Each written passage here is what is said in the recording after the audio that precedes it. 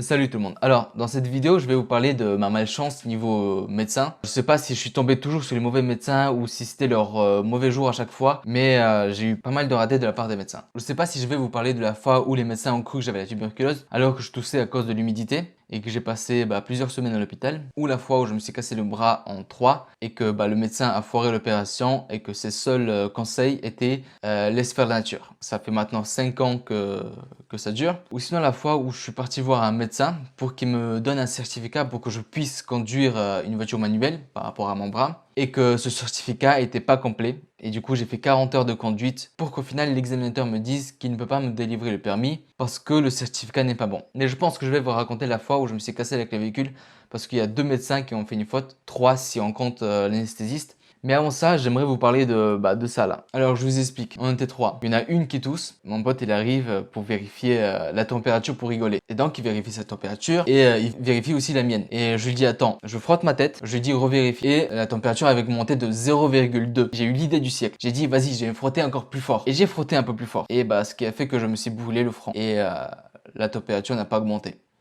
Donc j'ai doublement raté. Faites pas ça chez vous, après vous n'êtes pas aussi bête pour le faire.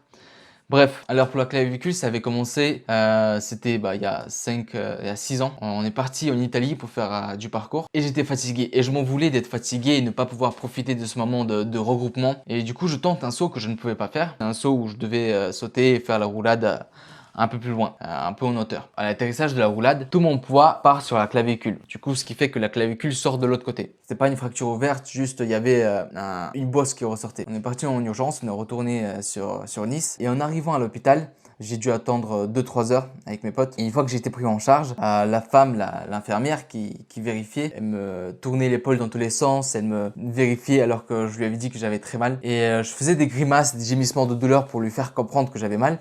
Mais apparemment, ils s'en foutaient. Et elle me dit, c'est rien, c'est qu'une entorse. Je lui dis, vous êtes sûr? Parce que ça me fait vachement mal et j'ai déjà eu pas mal d'entorses. Et elle me dit, oui, c'est une entorse, vous en faites pas, je veux passer une écharpe. Vous devrez passer à la pharmacie, récupérer une écharpe faite exprès pour l'épaule. Et en attendant, elle me passe une petite écharpe pourrie comme ça pour tout tenir en attendant. Du coup, je me dis, bon, ça va, c'est une entorse, c'est cool. Je pensais que ça allait être pire que ça. Bon, déjà, c'est la première faute parce que c'était pas du tout une entorse. C'était une clavicule cassée. Et donc, des semaines passent, 2 semaines, 3 semaines, je commence à plus avoir la douleur. Et un mois plus tard, je continue à m'entraîner. Je recommence l'entraînement, donc je fais des chats, je me suspends à des barres, je fais des équilibres sur les mains.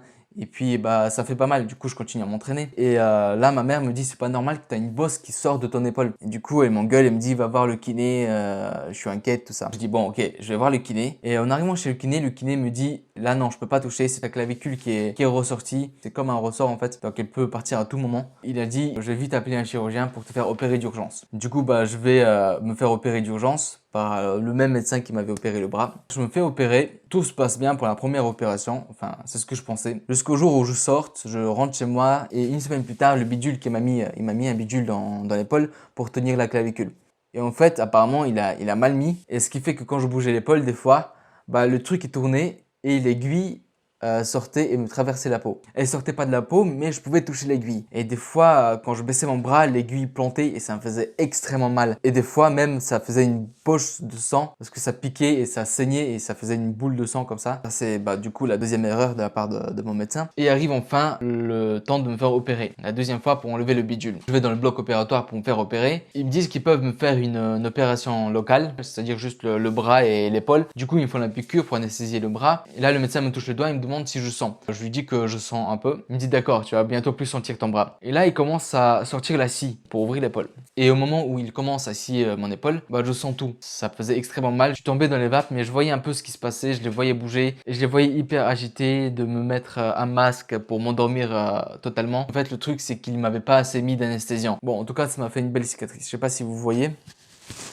Bon voilà, j'espère que cette histoire, cette anecdote vous a plu. Si c'est le cas, n'hésitez pas à mettre un j'aime, de partager la vidéo, de vous abonner si c'est pas fait. Voilà, dites-moi en commentaire ce que vous en avez pensé. Et puis je vous dis à la prochaine. Ciao!